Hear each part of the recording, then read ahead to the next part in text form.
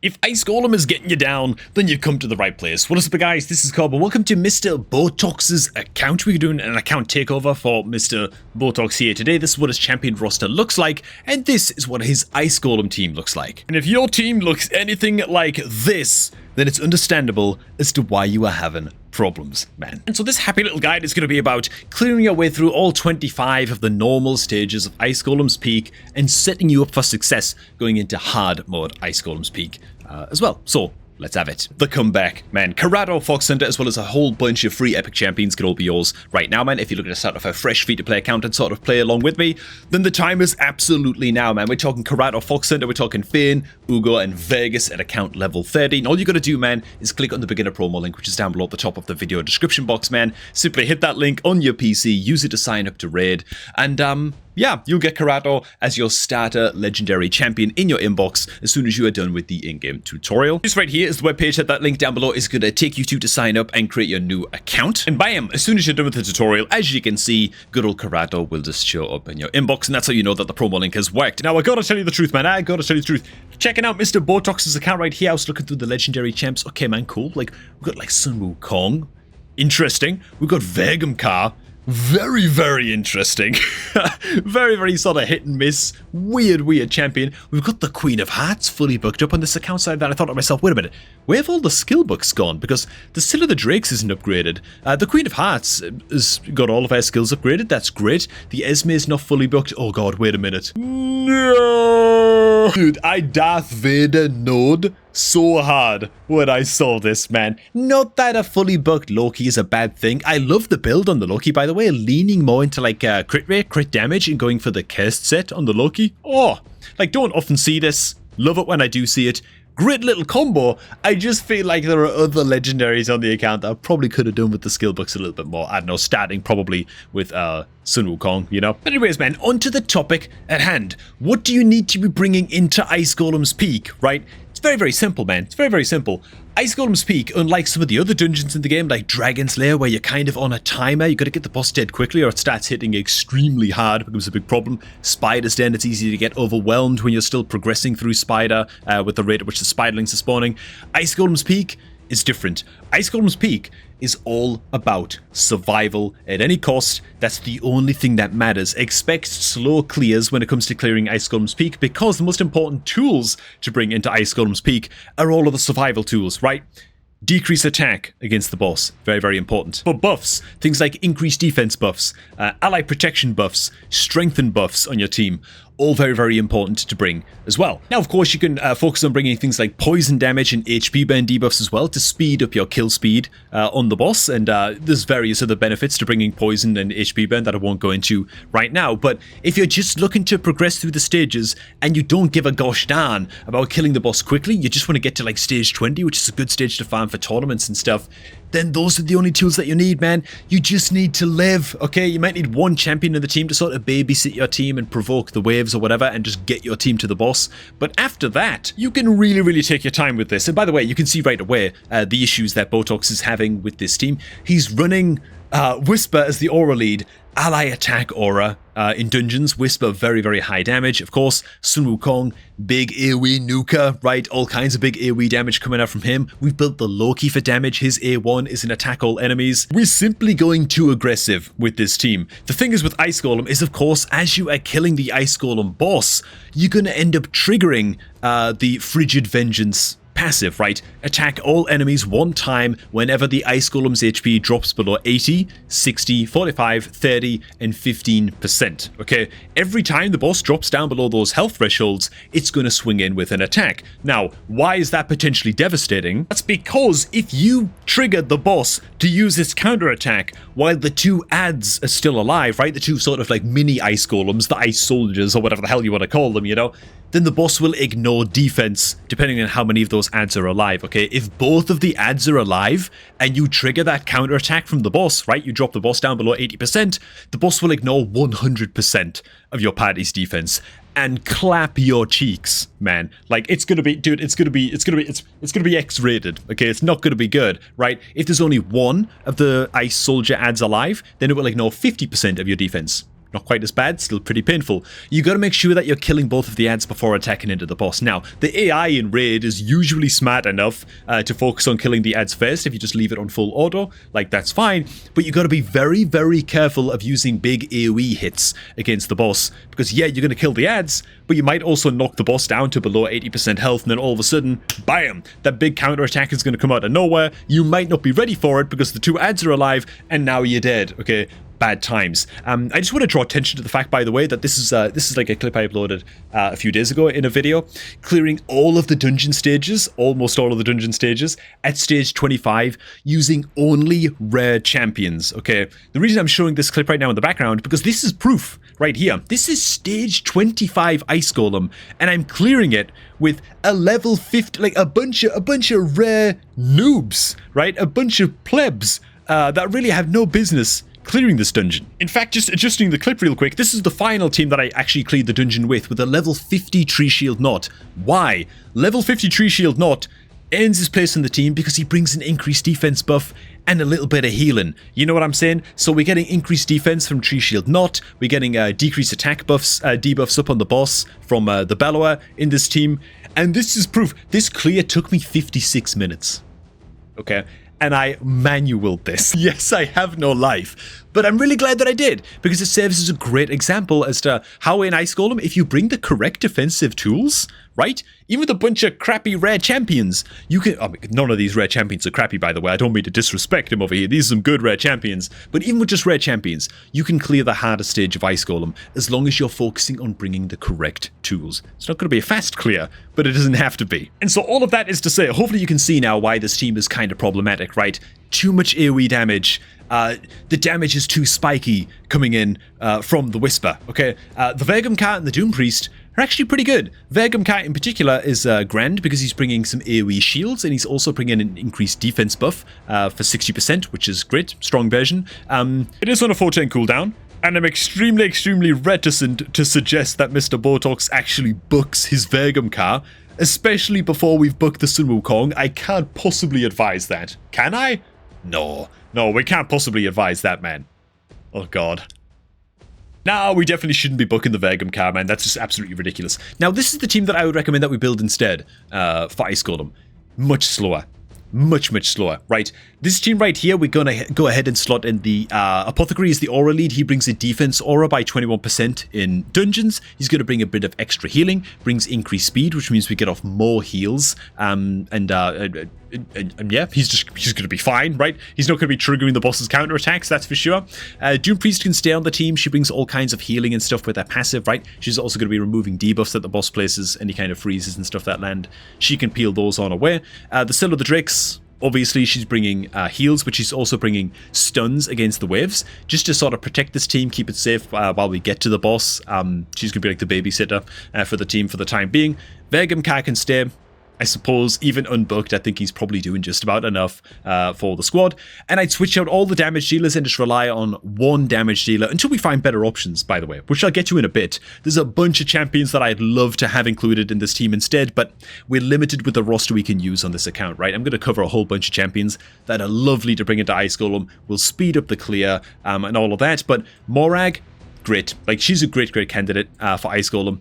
Why? First of all, she's defense based. So the more defense you build on Morag, the more damage she does, the more survivable she is. Lovely stuff, right? Happy times.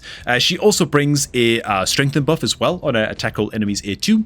She brings an attack all enemies, so it helps kill off the waves as well. Strengthen is going to help us survive. That's also just all really good stuff. The only thing you've got to be careful of with Morag Bronzelock is her A3. She will actually focus on using this A3 against the boss, even if there are ads alive. So she won't use this against like the ice soldiers. She'll target this against the Ice Golem. It can be problematic if you've got a very high damage Morag and like a couple of other damage dealers on the team. You can end up triggering the boss's counterattack more often than you would like. If you're having trouble with that with your Morag and like one or two other damage dealers on the team, you can go ahead and disable this against the boss. It's really fine. But all in all, because of her damage capabilities, her survivability, and her strengthen buff, I think Morag is a great champion, great damage dealer champion to bring into Ice Golem on a budget. I will stress again that the kill time on this team is not going to be good. In fact, it's going to be absolutely deplorably terrible. If it's really that insufferably bad and we can afford to do it, we could go ahead and just run the Kale as the party leader instead, get rid of the apothecary completely and run the kill. He's going to help us kill off the waves. We do want to disable his A2 against the boss. We don't want him to be attacking all enemies and triggering the boss's counterattack at this time on this account. This team doesn't have the survivability to be triggering the boss's counterattack while the ads are still alive. But his poisons on his A3 are actually going to be very, very good. Like, Kale is like quite an excellent rare champion to bring into Ice Golem. Now, because we don't want to actually fully book up the Vergum-Ka, not just for Ice Golem progression, I don't think, like, if you need Vergum-Ka to progress against Scarab, and you're going to use him in Ice Golem as well, maybe Mr. Botox could consider then booking a Vergum-Ka, but even then it should probably be after the Sun Wukong, let's be real. Some other options that you've got though, if you do pull any of these epic champions, these are fantastic, fantastic defensive options to bring into Ice Golem just to save your team, well, their lives. The first is going to be a very, very underrated Banner Lord epic champ, man. Spirit Affinity, nice and easy to get. Giscard the Sigiled, or Sigiled, as every other raid content creator seems to call him for some reason. I don't know, man. Maybe it's like an American accent thing. Either way, man, his A3 is great. 3-turn cooldown, increased defense, increased attack buff on all allies for 2 turns. Very, very nice to have. The increased defense obviously being crucial into Ice Golem. Also brings a decreased attack, 75% land rate on this booked on his A1, so even this is pretty saucy. And then on his A2, he can help be the babysitter for your team with his AoE provoke on the A2 as well. So a Giscard could quite easily replace either the Vergum-Ka in Botox's team, could even replace maybe the Scylla the Drakes a little bit later on, and maybe the team would do just fine that way as well. Either way, great champion for getting your team to the boss and then providing a whole bunch of survivability once you actually get there. Another fantastic champion in a similar vein to Giscard for Ice Golem is going to be Hatatsu. This is a guy that I use to this day in my Ice Golem 20 farming team. Just very, very good. He brings continuous heal and increased defense on a 310 on his A3. Lovely, lovely defensive tools right there. An AoE decreased attack on his A2. Great stuff, great against the waves, great against the boss, very, very nice. Even brings a leech as well on his A1. Takes a lot of bucks, man, but the guy's versatile. He's kind of great into a lot of areas of the game. Even on his passive, by the way, kind of an understated passive against Ice Golem, but remove one random debuff from this champ at the start of each turn will remove the hard control debuffs, such as freeze, before other debuffs. So we'll actually prioritize the hard crowd controls. So that's just lovely. It's going to cleanse the freeze off of him whenever that does happen to land from Golem. Another great champ that you can bring as well to Golem is going to be Taragi the Frog. Why? He brings poisons. We haven't really covered this, but, well, he doesn't just bring poisons, but he does bring a poison. So I'm going to touch on this right now. When you're bringing poisons and HP burns into Ice Golem, the way that the boss is coded is that if the boss takes enough damage so that the boss's health drops below 80%, it's going to trigger one of those counterattacks that we mentioned a little bit earlier on. However, if the boss starts its turn, it's say 82% health, then the boss takes poison and HP burn damage, and that damage knocks the boss down below 80%, so it passes that threshold, that will not trigger the boss's counterattack for just reasons. You know, so that's why poisons and HP burns are super, super effective against the Golem, because not only do you not trigger the boss's counterattack if it crosses those health thresholds as a result of poison or HP burn damage, but because the boss doesn't counterattack, it doesn't revive its minions. It doesn't revive the ice soldiers, right? And so, yeah, just a very, very lovely and efficient damage dealing tool to bring into Ice Golem if you can, right? It's a big, big bonus. But Taragi's great. He brings decreased attack on the A1, brings provoke against the waves on the A2. Very, very nice. And then he brings an AoE shield and ally protection buff on his A3. Fantastic, fantastic champion. Taragi is also, unlike Vergum-Ka, useful into many, many areas of the game. He can solo Scarab King. You can use him for survival and for extra poison damage into things like Demon Lord Clan Boss. Just a great, great champion all around.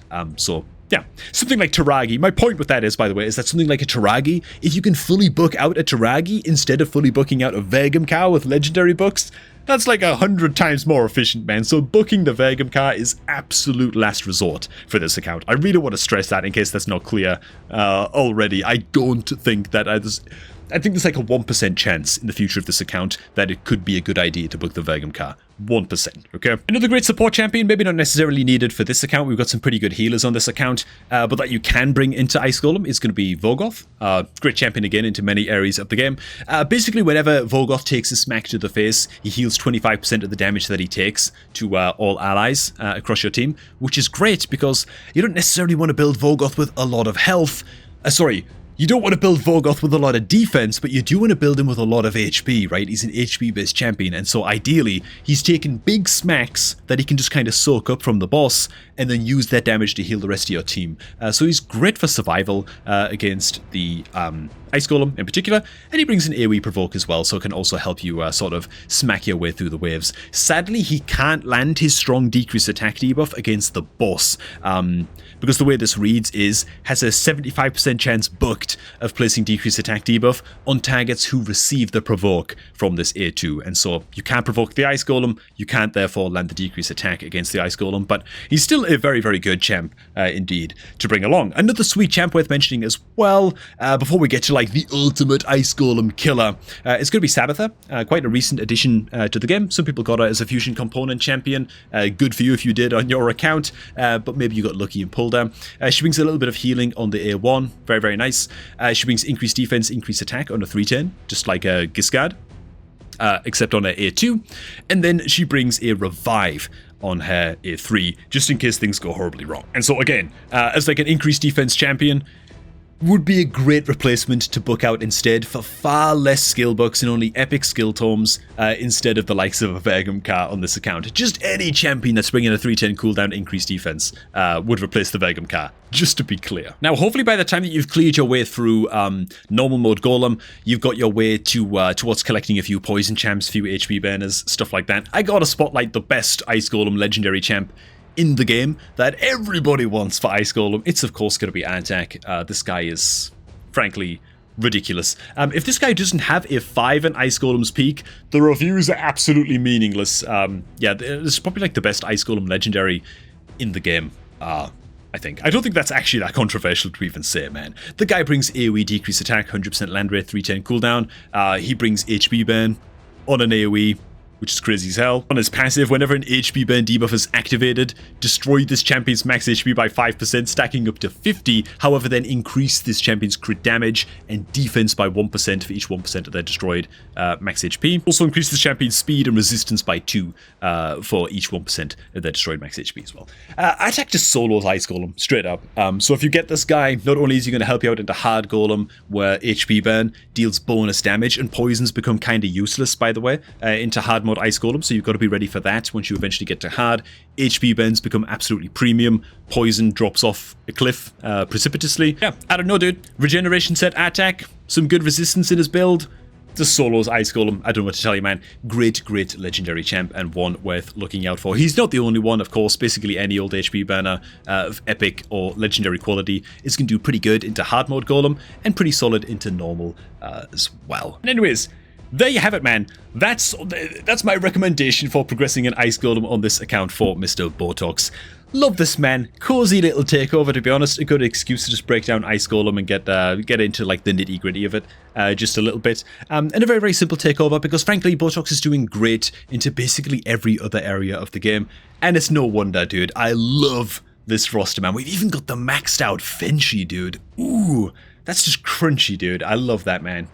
Yeah, love the way that this account is shaping up. It's a shame about the books into the Loki, but what can you do? Okay, I'll stop with the Loki hit now. Good news for this account as well is, of course, that the Morag is already fully booked up too, so it seems like Mr. Botox already knows the value that Morag can bring to this account, and she will bring spades of value. Just a great, great champion overall, and one that basically everybody should build, you know, given how accessible she is. Great stuff. I think we've basically covered everything. So, hey man, if I did miss any Ice Golem specific tips that you want to go ahead and toss down below in the comments, go ahead and plop them on down there and people can scroll on down and pick up some extra nuggets of knowledge that I almost definitely missed because, you know, I usually do. But for now, thanks for watching. I hope you all did enjoy. Make sure if you're looking to start off a new raid account that you do so using my beginner promo link, which you can find down below at the top of the video description box while you're down there, man. Best possible way to start off a new raid account. All of that good stuff. You guys know the drill. And I'm going to catch all of you all just a tad bit later, man.